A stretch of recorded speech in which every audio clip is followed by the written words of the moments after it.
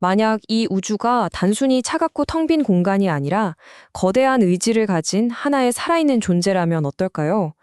오늘 이 시간에는 과학과 영성의 경계를 넘나들면서 우주에 숨겨진 청사진을 탐구하는 아주 흥미로운 관점을 함께 들여다보려고 합니다. 자, 그럼 가장 근본적인 질문부터 던져봐야겠죠? 우리의 존재, 이 광활한 우주가 그저 예측 불가능한 우연의 연속일까요?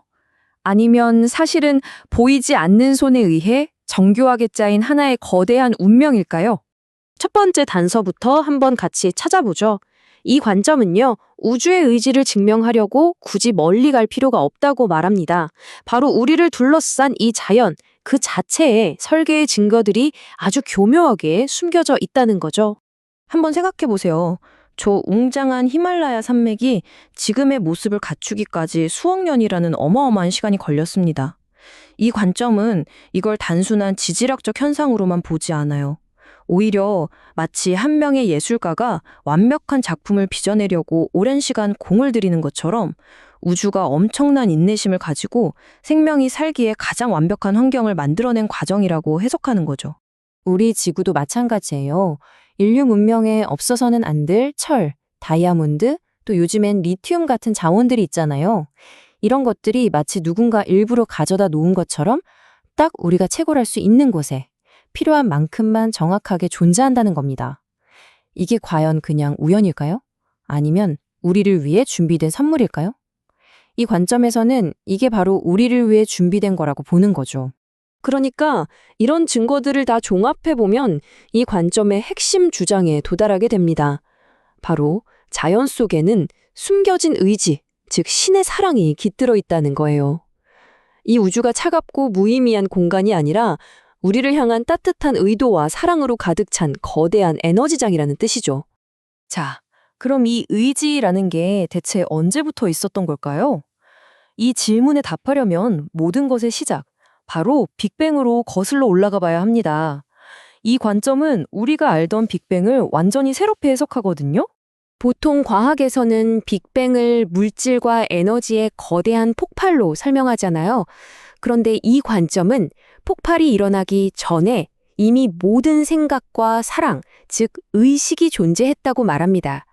물질이 먼저가 아니라 의식이 먼저였고 그 의식이 스스로를 펼쳐낸 결과가 바로 지금의 우주라는 거죠. 정말 대담한 주장이 아닐 수 없죠. 이게 무슨 뜻이냐면요. 정말 어마어마한 이야기입니다. 빅뱅은 신이 우주를 만든 사건이 아니라는 거예요. 오히려 우주는 신 자체가 팽창하고 표현된 결과물이라는 뜻입니다.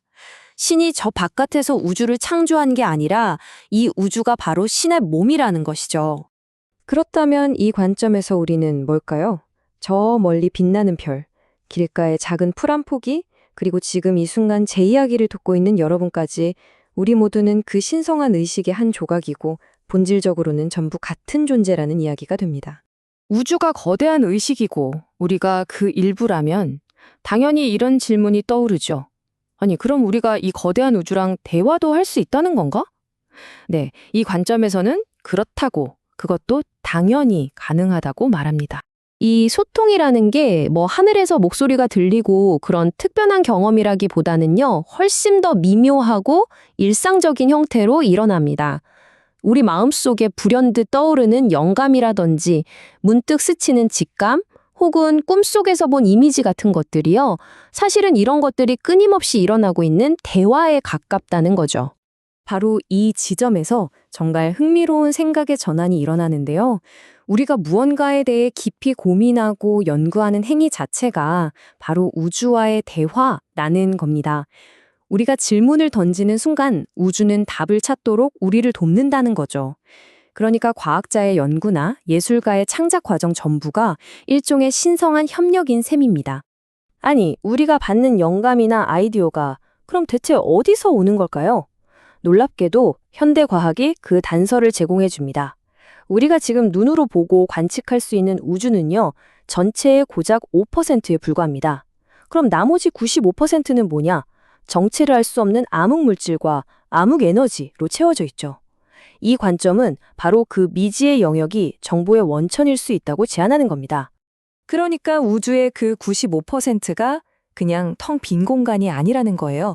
오히려 인류의 모든 새로운 아이디어와 위대한 깨달음이 샘솟는 거대한 정부의 바다라고 보는 겁니다. 우리는 모두 그 바다에 연결되어 영감을 길어올리는 존재인 셈이죠.